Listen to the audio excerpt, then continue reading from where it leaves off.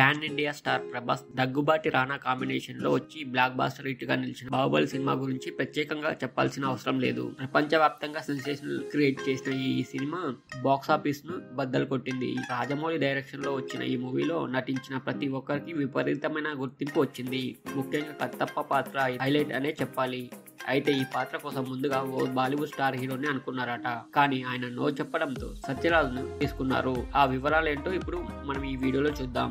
దర్శకధీరుడు SS Rajamouli దర్శకత్వంలో ప్రభాస్ హీరోగా, రానా villain గా వచ్చిన ఈ సినిమాలో చాలా మంది అగ్రతారులు నటించారు. ముఖ్యంగా అనుష్క శెట్టి, తమన్నా, రమ్యకృష్ణ, నాజర్, అదివిశేషు, భద్ర, సత్యరాజ్, సుదీప్, తనికెళ్ల భరణి, రోహిణి, ప్రభాకర్ వంటి వాళ్ళంతా ఈ మూవీలో నటించి మెప్పించారు. అలాగే 125 కోట్ల రూపాయల బడ్జెట్ తో తెరకెక్కిన చిత్రానికి 650 కోట్ల రూపాయలు వసూలు వచ్చాయి. ఈ సినిమాలో నటించిన వాళ్ళతో పాటు దర్శక నిర్మాతలకు ఫుల్ గా లాభాలు వచ్చాయి. కేవలం లాభాలు మాత్రమే కాదంలో ఈ సినిమాలో పనిచేసిన ప్రతి ఒక్కరికి విపరీతమైన క్రేజ్ వచ్చింది. అయితే ఈ సినిమాలో కట్టప్పగా కనిపించిన సత్యరాజుకు అయితే మరింత ఎక్కువ గుర్తింపు వచ్చింది. కట్టప్ప బాహుబలిని ఎందుకు చంపాడన్న ప్రశ్నతో బాహుబలి 2 పై మరింత క్రేజ్ వచ్చేలా చేశారు. ఇలా కట్టప్పను చాలా హైలైట్ చేసిన ఈ చిత్రంలో ముందుగా కట్టప్పగా సత్యరాజును అనుకోలేదట. తన నటనతో అదరగొట్టిన సత్యరాజ్ కాకుండా ఓ బాలీవుడ్ హీరోను తీసుకోవాలనుకున్నారట.